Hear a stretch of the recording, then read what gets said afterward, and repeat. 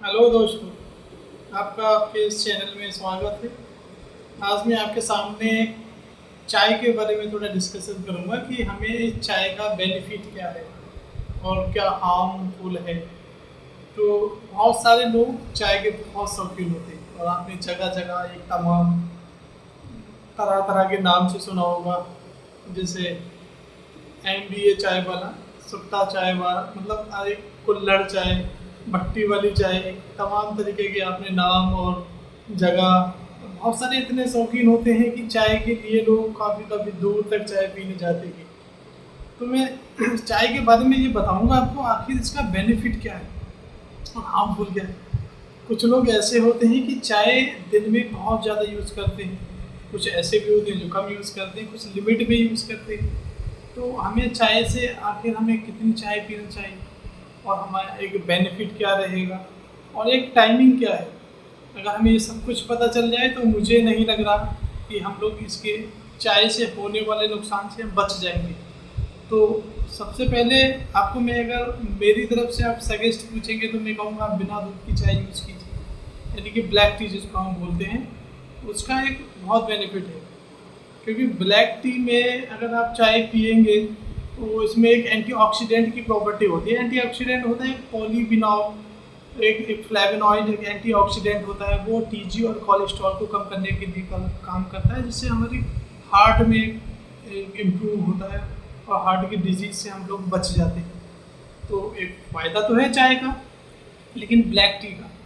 और कुछ लोग ऐसे होते हैं जो ब्लैक टी तो नहीं यूज़ करते हैं, लेकिन वो दूध की बहुत ज़्यादा चाय यूज़ करते हैं। तो बहुत सारे शौकीन हैं। तो मैं उनको एक सजेस्ट ये करूँगा, अगर हो सके आप ब्लैक टी का यूज़ कीजिए। अगर अगर आप दूध की चाय यूज़ कर रहे हैं तो उसका पीने का सही तरीका क्या है, आप एक लिमिट में यूज़ कीजिए।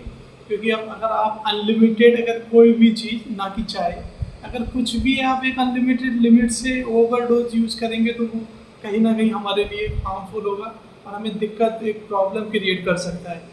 तो हम 2 या 3 कप नॉर्मली यूज़ कर सकते हैं दिन में, उससे हमें चाय से कोई दिक्कत नहीं होगी।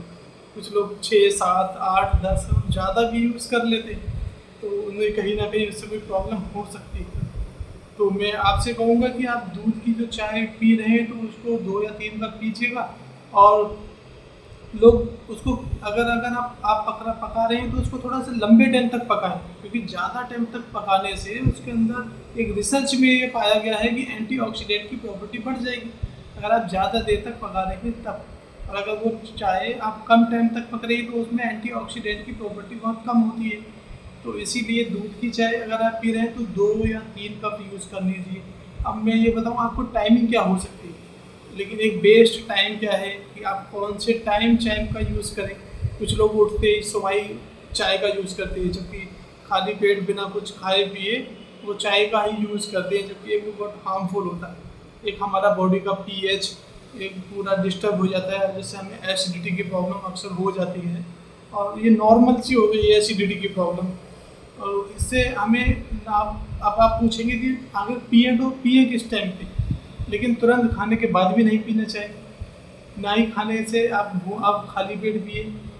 आप तुरंत खाने के बाद पिएंगे तो उसका नुकसान क्या है, क्योंकि अगर आप खाना खा के तुरंत अगर आप चाय पिएंगे तो उसमें हमारा एक हीमोग्लोबिन जो होता है वो गड़बड़ हो सकता है। हीमोग्लोबिन को अगर हम एकदम चाय पिया तो हमें उसका एकदम खाने को डाइजेस्ट बहुत तेज़ी से हो जाएगा, तो हमें आयरन एब्जॉर्ब नहीं हो पाएगा।